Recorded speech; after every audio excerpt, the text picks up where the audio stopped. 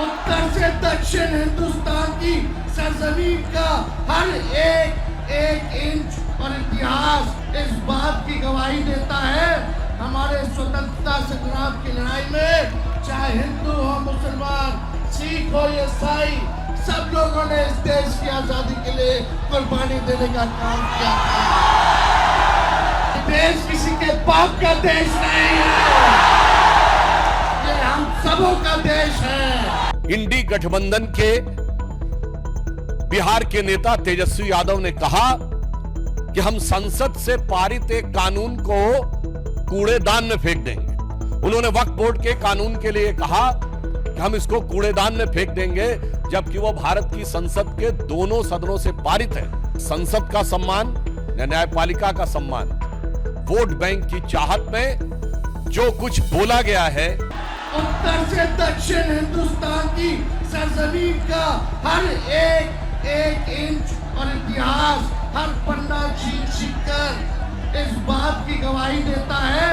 हमारे स्वतंत्रता संग्राम की लड़ाई में चाहे हिंदू हो, मुसलमान, सिख हो, ईसाई, सब लोगों ने इस देश की आजादी के लिए कुर्बानी देने का काम किया था। ये देश किसी के बाप का देश नहीं है, ये हम सबों का देश है। आप सब लोग, चाहे फखरुल्लाह खान हो या भगत सिंह, सब लोगों ने शहादत दी, तब जा करके हम लोगों को जो है आजादी जो है मिला।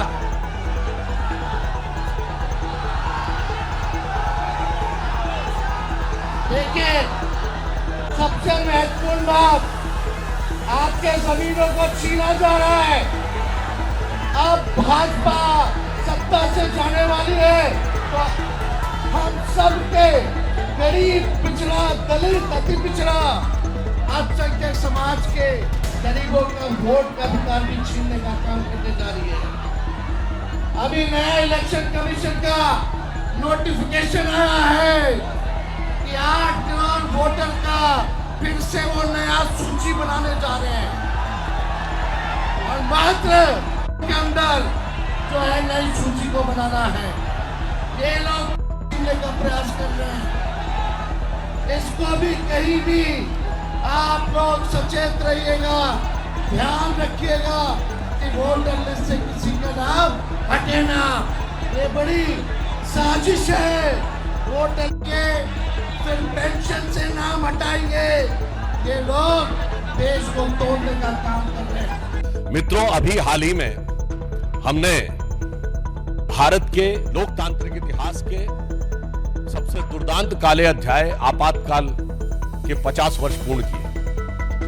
परंतु बहुत दुख की बात है कि कल पटना के उसी गांधी मैदान में, जहां आपातकाल के दौरान संविधान की रक्षा और संविधान के सम्मान के लिए जान की परवाह किए बगैर लाखों लोग एकत्र हुए थे, वहां एक ऐसी रैली हुई जिसके की बारे में इंडी गठबंधन के बिहार के नेता तेजस्वी यादव ने कहा कि हम संसद से पारित एक कानून को कूड़ेदान में फेंक देंगे।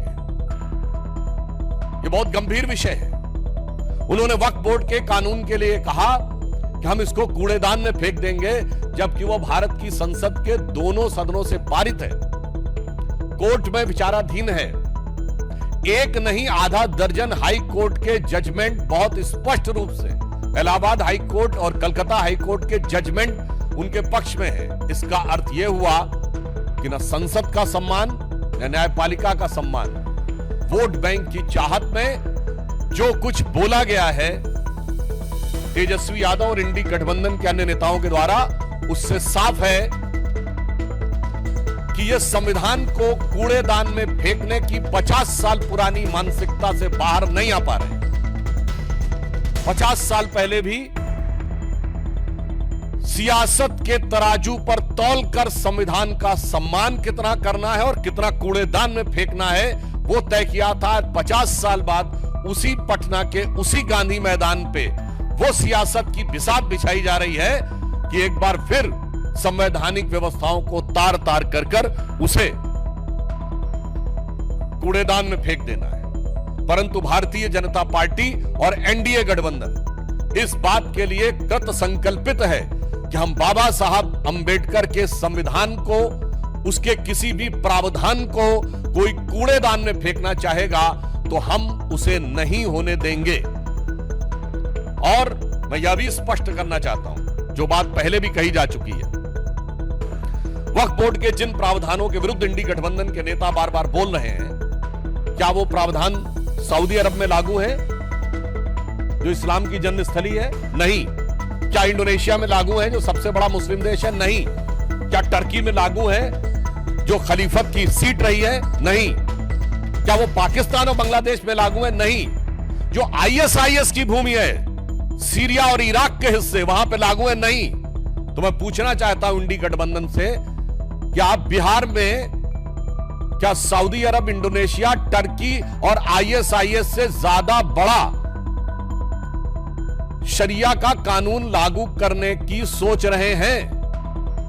हमें इस बात का सीधा और साफ जवाब चाहिए। प्रभातखबर.com, विश्वास वही, रफ्तार नहीं।